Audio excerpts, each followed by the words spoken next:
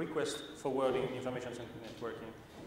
So this is a joint work with people like the labs like Lucent and Giovanna and Massimo, and also additional interns, visiting interns at the labs, Michele and Sam. So the motivation of this work is, so whenever we say ICN, actually this talk is going to be CCN. So we focus on CCN forwarding engine actually. And the motivation behind this work was to basically show how we could build simple protocol and very effective to manage resource allocation in a CCN network. So the objective was basically to show how we could implement traffic management with this kind of communication model, and show also that protocols are typically very simple when you use this kind of forwarding engines. So with much less tuning, less parameters, and also try to start large-scale experimentation with this new communication model.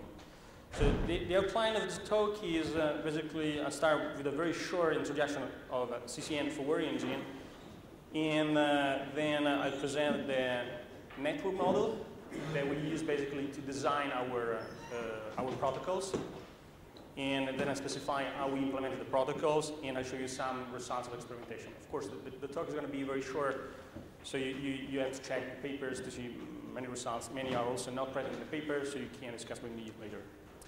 So CCN, so many of you are familiar with that, but for those who are not familiar, so this very short introduction.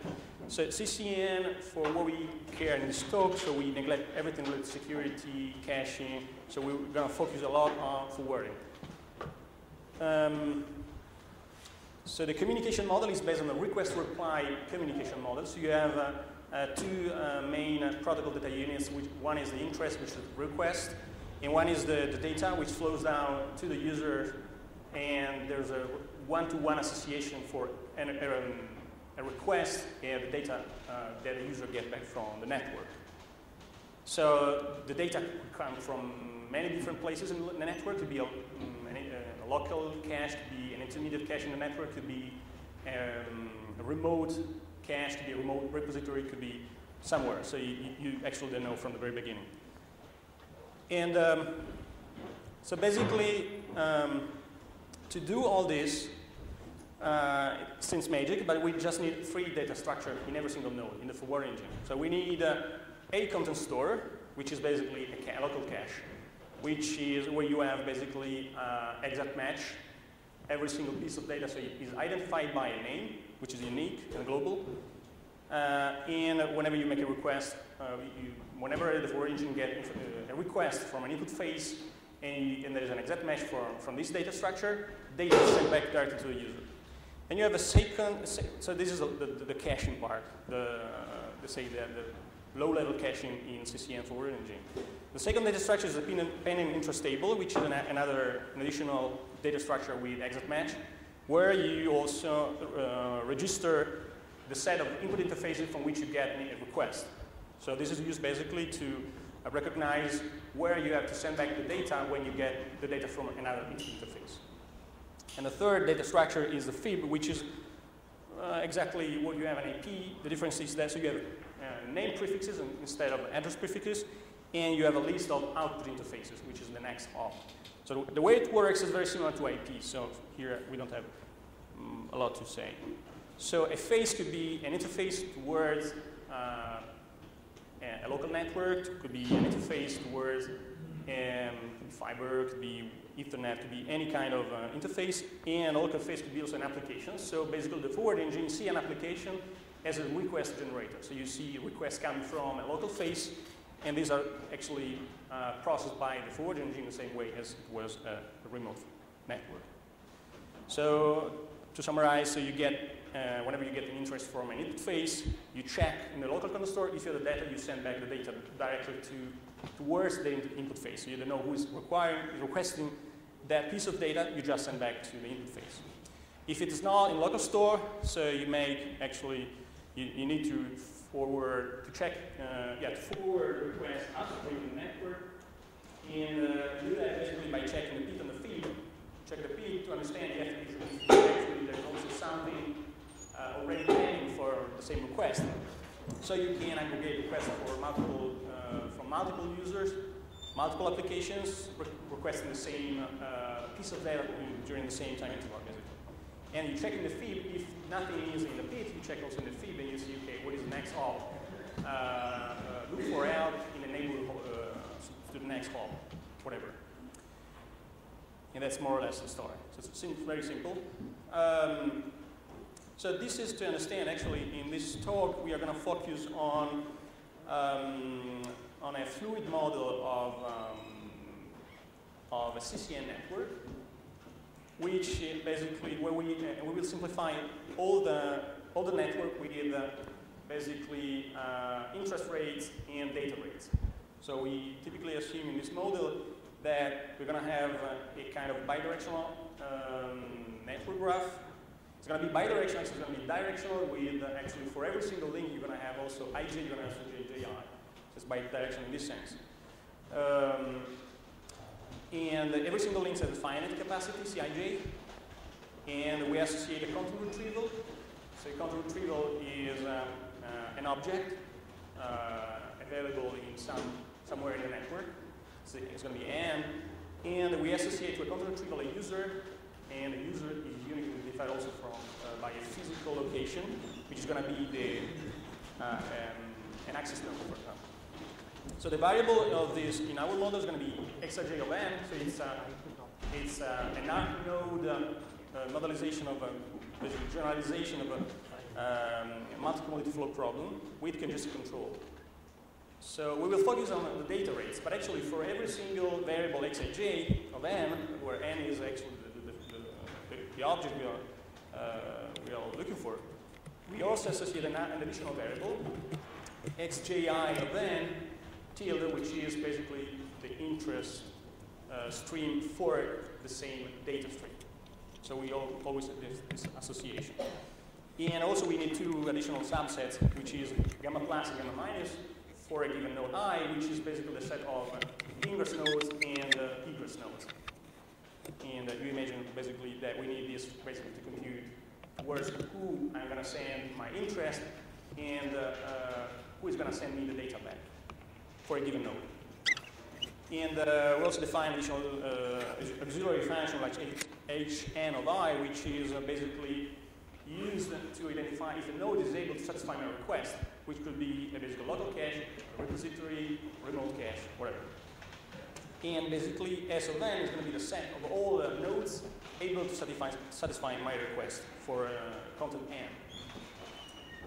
So the global objective of this problem is basically the standard throughput maximization, usual utility maximization, a trade-off between usual utility maximization and network cost reduction.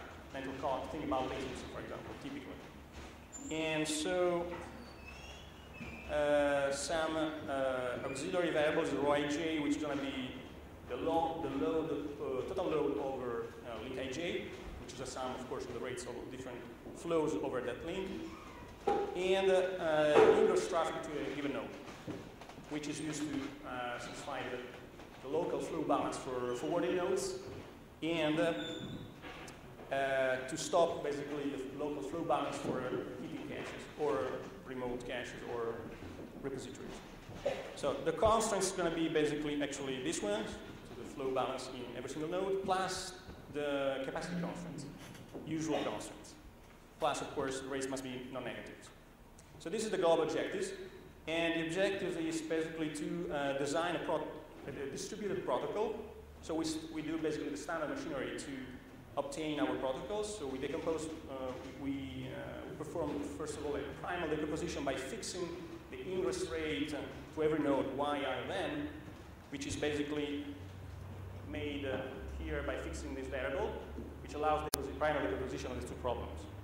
So once you do this, you obtain the first problem, which is a network cost minimization, P1, and is pretty much standard, except that you have basically sources distributed in different places, which is going to be an input of your problem.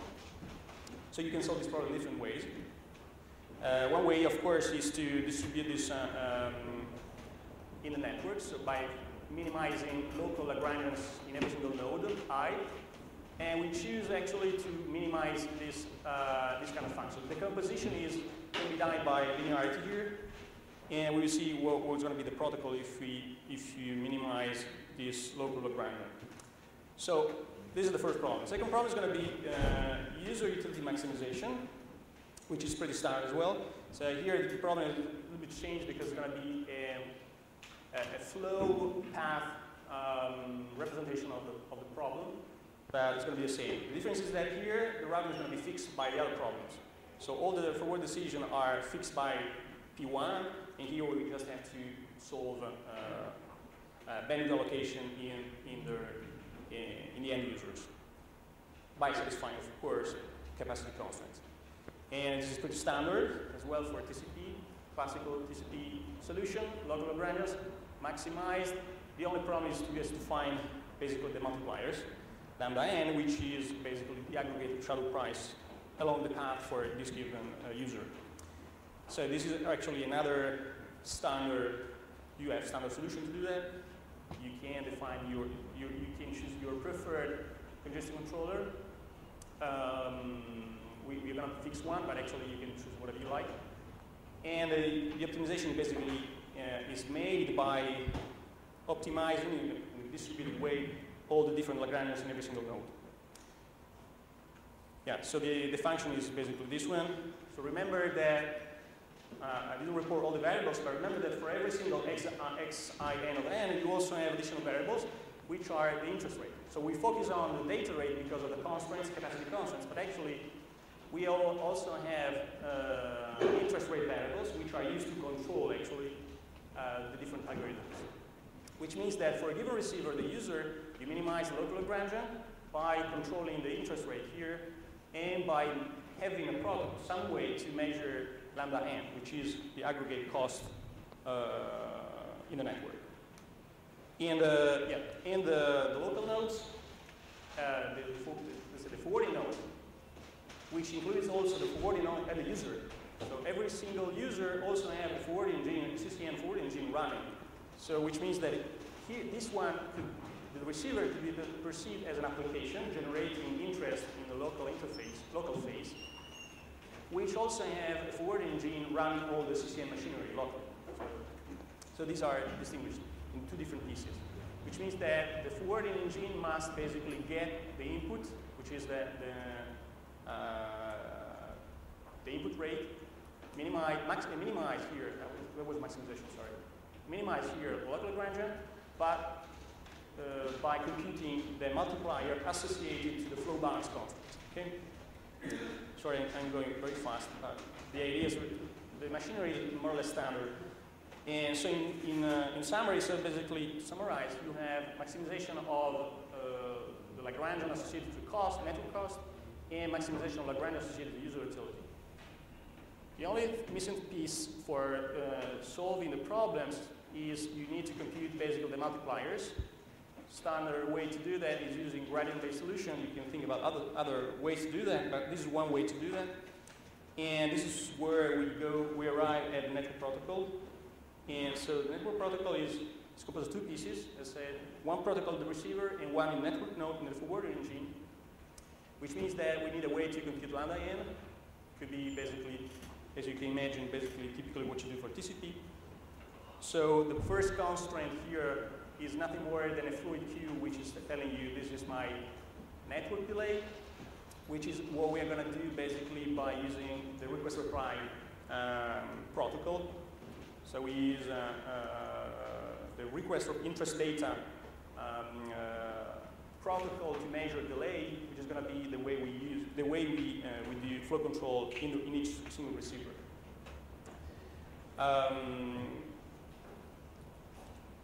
Yeah, so what basically we found that actually, as you mentioned, so the application is not aware of where data is coming from at all. So the only way to optimize congestion control in a receiver is to be able to decompose the total network cost, so there's a shadow price here, with a decomposition which takes in consideration the different decomposition of path in a given network. This is the case, for example, we do in our implementation by doing explicit route labeling. So we basically, which is one choice, but you can think about additional protocol, any other protocol able to decompose from an aggregate in different pieces, in different parts, to be able basically to build your protocol, which is able also to take into account the diversity of the path you're using during content transfer. So this also, as you can see here, this is basically, you see that in our window-based flow controller coming out from our optimization, we only use one single window. Basically, we don't, the user has no knowledge about the different path.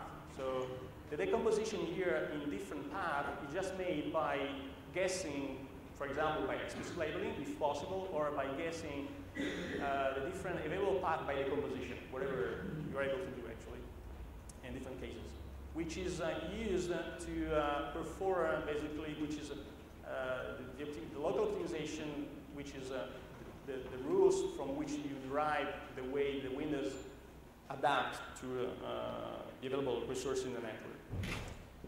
And also the choice we make, of course, is to control the interest. So we control the interest and not the data, which means that the variable we are really controlling here is the number of interest sent, pending interest sent towards the network, which are actually managed by the local forwarding engine. So when it comes to the forwarding engine, this we need basically to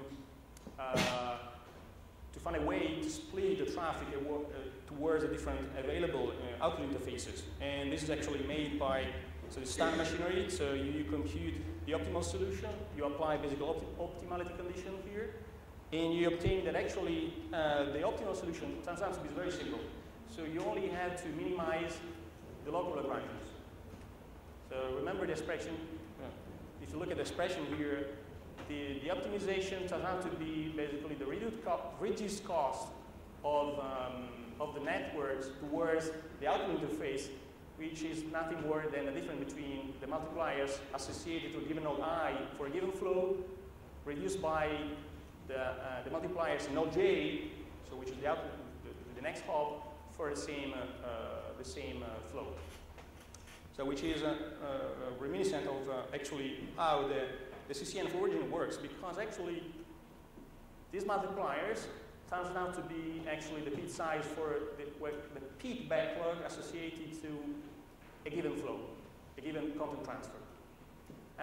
You can see this basically from the gradient solution of the constraint, the flow balance constraint associated to a given node I and a given flow N.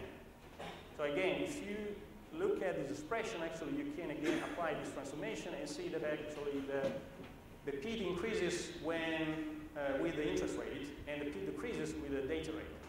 So basically you have a virtual queue here, which is actually available all the time in a CCN forwarding engine, which is the bit size associated, the amount of backlog associated to a given flow N in a given node I, which means that we can exploit this information to perform our optimization, which is reduced to a simple local optimization, saying we just have to minimize this total backlog, which is very intuitive actually. And under the constraint that all the input traffic must flow out to the node if you are a forwarding node. So the drawback of this optimization is actually that you can solve this problem explicitly, and we'll find that it depends on two things. It depends on, well, on the knowledge, on the perfect knowledge of the response time towards every single interface, and the optimal solution also put to zero many interfaces. Basically, depending on the rate budget you have here, some interfaces are going to be switched off, which means that the optimal solution requires that you also implement the probing techniques when you have changing condition to basically understand what is the new optimal solution.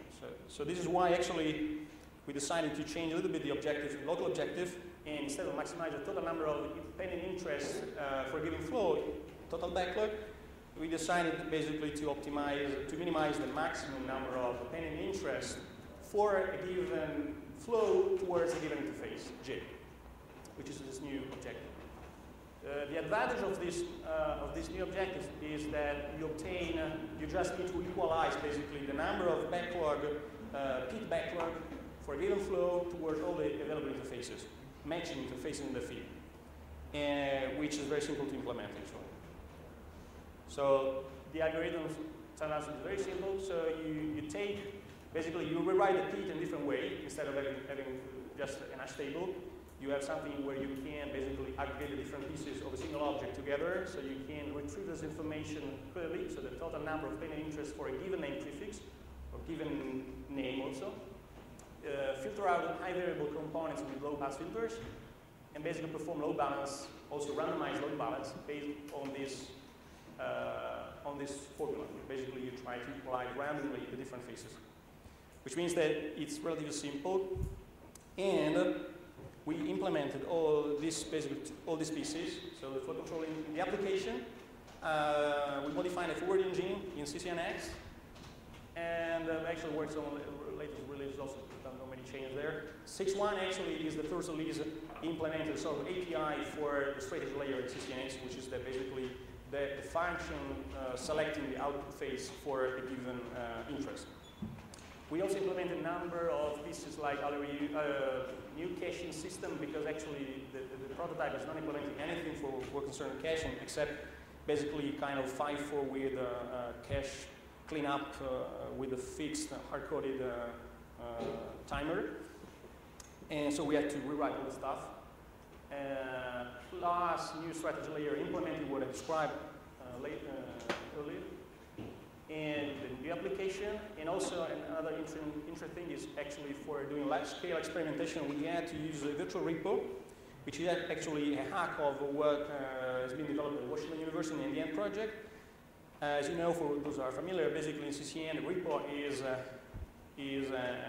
a big guy storing all the pieces encoded, encrypted, which means that if you try to run a large-scale experimentation with that, 90% of your tests are going to be publishing information into a repo.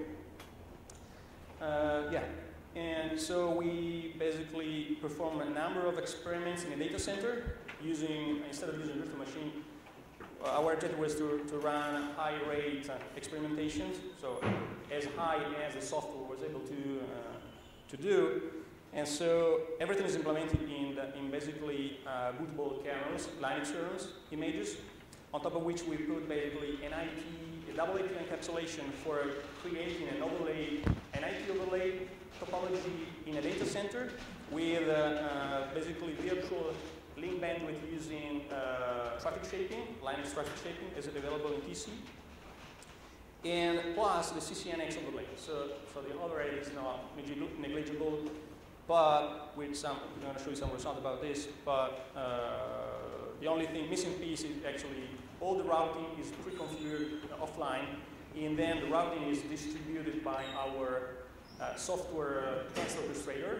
So basically all the routing is completed offline, and the orchestrator basically builds all the topology, dispatches basically all the pieces in every single server, and the test is run, and all results are retrieved into the orchestrator. So basically all the control is centralized in one single node, which orchestrates the test. So in the paper, you're going to find 5 different scenarios. I report only one, but let me spend a few minutes actually on the infrastructure. So this is a data center for large-scale experimentation in France. Actually, it's funded by the government and is maintained by INRIA and UTMC, and it's made available to industry also with kind of agreements. And so this is in collaboration with INRIA actually, and this is the kind of facility we have, which means that we can reserve a huge amount of hardware on top of which we can deploy our kernel images and run this test. And the advantage of using this kind of facility is that we can have repeatable tests that we basically run on a daily basis and see basically the trade-off between virtualization and real test. Actually, here all the virtualization part is just encapsulation. So there's nothing is virtualized, but encapsulation is going to generate a lot of overhead. installed. So this is scenario number 3. It's one test we run, so we have almost one machine to run this test. So you have the uplink topology here, and so every single node is running the CCNX forward engine with our modification. And then you have a number of nodes to which we interconnect a local network, running a request workload for a given name prefix.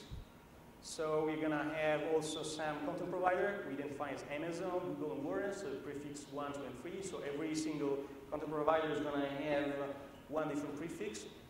And then we run that test by actually trying to figure out what is the load of networks by computing this value, which is the data object retrieval rate times the size of the object over the capacity. So if you satisfy this, the number of in-progress flows should be stable. The problem is that, we are not able to compute the size. We are not able to compute the size precisely and the capacity as well, because we have many bottlenecks there, here and there. So it's kind of a try and error problem. Yes, so every single node has a cache running LRU, and so this test is just to some information about this test. It's basically to show some few things actually about the fact that we are able to, with this kind of very simple protocol, we are able to use 100% of the resources, bandwidth resources in the network, thanks to the multi-point communication approach. And we can also exploit caching benefits. And of course, if caching is downstream the battery bottleneck, which is kind of trivial. And also we show here that per prefix forwarding is scalable, but suboptimal, of course. So in the optimization framework, we were doing per name optimization, meaning that basically every single flow was registered with additional state in the fib, like as if you had a fib, instead of registering per prefix information, you were registering per name information, like basically having the entire prefix of a given name, which is of course not feasible in large, just not feasible. So we run all the tests by doing per prefix and per object name forwarding, showing that of course if you do per prefix, and this is the delivery time for the different object with respect to their popularity. On the left, the more popular, on the right, the less popular. Here we report on the first 20 objects. We have thousands of objects in the test. But this is just to show basically where the curve is moved, because in the tail you see just noise because of the zip workload. But just to show that actually you have a lot of gain for popular objects, which is intuitive, and then you lose something for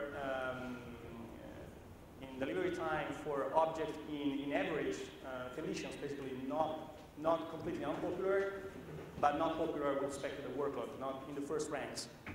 This is due, of course, for two reasons. Intuitive, basically, if you are very popular, basically you retrieve local cache. If you are completely non-popular, you retrieve from the server. If you are in the middle, you are basically exploiting multipath communication for the different node within the network. So, which means that it's there the way you play you can play with per name forward, which means that what we're trying to say is basically that you can implement a protocol to focus on the first few objects very popular within the network, doing per flow forwarding, and which is something which is described in the paper. But you can imagine using sampling, you can immediately understand who is the guy who is going to be moved from the pit to the fib, basically, using the fib as basically a per flow forwarder. Think about OpenFlow, for example. So, conclusion of this talk, basically, in CCN forwarding plane, it's very rich forwarding plane with respect to IP. So, which means that you can build a relatively simple protocol with a few tuning, with not much tuning. And so, multi-point communication can be mixed with caching in a very simple way.